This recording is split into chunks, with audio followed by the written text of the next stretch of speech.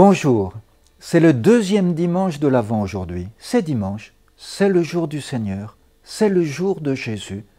C'est un jour de fête, c'est un jour où on est heureux d'être ensemble. C'est un jour où on peut se pardonner pour pouvoir être heureux d'être ensemble. Mais Jésus nous dit quelque chose de très important aujourd'hui, quelque chose que peut-être vous n'avez pas souvent entendu. C'est Jésus qui nous parle, mais c'est Jean-Baptiste qui nous dit quelque chose de ce que va faire Jésus. Jean-Baptiste, vous savez qui c'est? C'est un ami de Jésus, mais plus que ça, c'est un ami qui est un prophète, c'est-à-dire il va dire avec certitude, voilà ce que Jésus va faire. Et qu'est-ce que Jésus va faire? Jean-Baptiste dit, lui, Jésus, il va vous baptiser dans l'Esprit Saint. Il va vous baptiser dans l'Esprit Saint. Peut-être chacun d'entre vous, vous avez reçu le baptême. Ou peut-être il y a quelqu'un dans votre famille qui n'a pas encore reçu le baptême. C'est magnifique le baptême, vous savez. C'est extraordinaire d'avoir reçu le baptême. D'ailleurs, on dit même le saint baptême. Pourquoi? Parce qu'on est baptisé dans l'Esprit Saint. Et qu'est-ce que fait l'Esprit Saint? Il fait grandir en nous l'amour. L'Esprit Saint nous sanctifie. Et ainsi, je vous invite, chacun d'entre vous, à vous souvenir de votre baptême. Je me souviens, vous savez, quand j'étais ordonné prêtre, juste après mon ordination comme prêtre, je suis allé baptiser. C'était le premier baptême que je célébrais. Je suis allé dans une église, dans l'église qui était juste à côté, et la famille est venue. Et je me souviens très bien quand j'ai demandé aux parents, au parrain, la marraine, est-ce que vous croyez en Dieu, le Père? Est-ce que vous croyez en Jésus? Est-ce que vous croyez en l'Esprit Saint?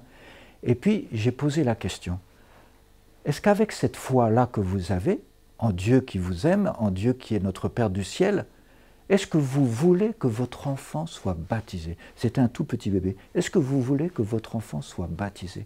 Et à ce moment-là, les deux parents ont répondu oui, mais ce qui m'a beaucoup frappé, c'est ce oui avec une émotion dans les yeux incroyable.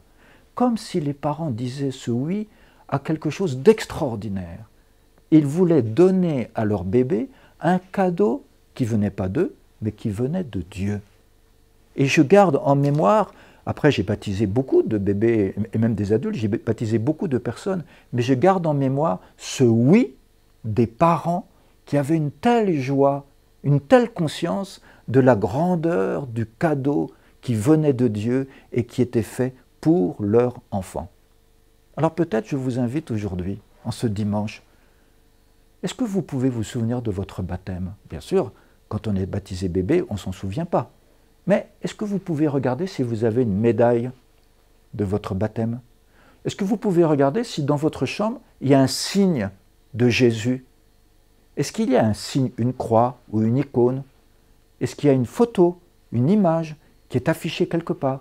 Et dans votre maison, est-ce que vous pouvez aller voir s'il y a un signe de Jésus, s'il y a une croix, une image? Vous les enfants, peut-être vous pouvez aller dans la chambre de vos parents pour voir s'il y a un signe. Ou peut-être dans la salle où vous vous réunissez tous ou dans l'entrée.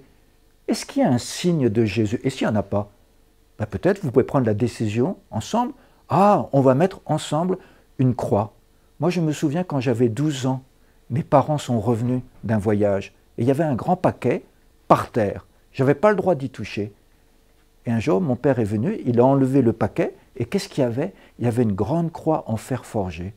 Et j'ai vu mon père accrocher dans l'entrée cette grande croix en fer forgé. À chaque fois qu'on rentrait, ou que quelqu'un rentrait, il ne pouvait pas ne pas voir la croix. Et petit à petit, j'ai découvert que mes parents, ils étaient vraiment croyants pour mettre cette grande croix en fer forgé. Eh bien, vous aussi, regardez s'il y a des signes de Jésus, des signes de l'amour de Jésus dans votre maison ou dans votre chambre.